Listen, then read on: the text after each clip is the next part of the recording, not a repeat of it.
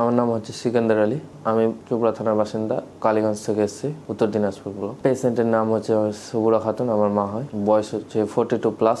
ওনার আগে breast tumour হয়েছিল। Breast টিউমারটা আমরা 2021 কিংবা 22-এর দিকে করি। তো সেখানে বায়োপসি রিপোর্ট করলাম, ডাক্তারবাবু আমাদের বায়োপসি রিপোর্ট দিল, সেটা আমরা বায়োপসি রিপোর্টটা করলাম। ওখানটায় ক্যান্সারের লক্ষণ একটু পাওয়া গেল। আমাদের সাজেশন দিয়েছিল যে কেমো দিলে ভালো হয়। তারপরে আমরা অতটা গুরুত্ব দিইনি, তখন তো অন্য প্রবলেম ছিল।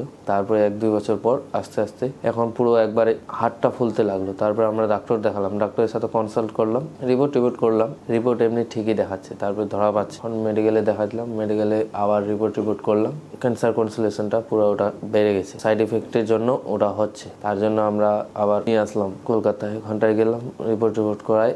ওখানটাও বলছে যে এরকম লাঞ্চের প্রবলেম, লাঞ্চে হয়ে গেছে, তার জন্য আবার কাশি হচ্ছে, কাশিটাও প্রচুর পরিমাণে হচ্ছে, ব্যথা হচ্ছে। হাতটা পুরো এই হাতটা যে অপারেশন করেছে এই হাতটা পুরো ফুলে গেছে। ওখান থেকে আবার নিয়ে গেলাম, তো ওখানে বললো যে এরকম আবার মানে কেমো বা রেডিয়েশন দিতে হবে।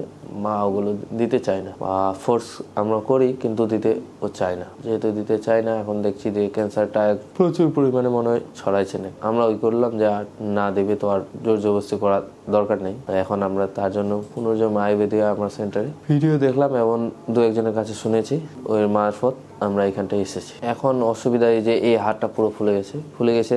এখন দিনের বেলা একটু কম কাশিটা বা ব্যথাটা, রাত্রেবেলা প্রচুর পরিমাণে ব্যথা পেন হয় এবং কাশিটা প্রচুর পরিমাণে হয়। এই দুটোই এখন প্রবলেম।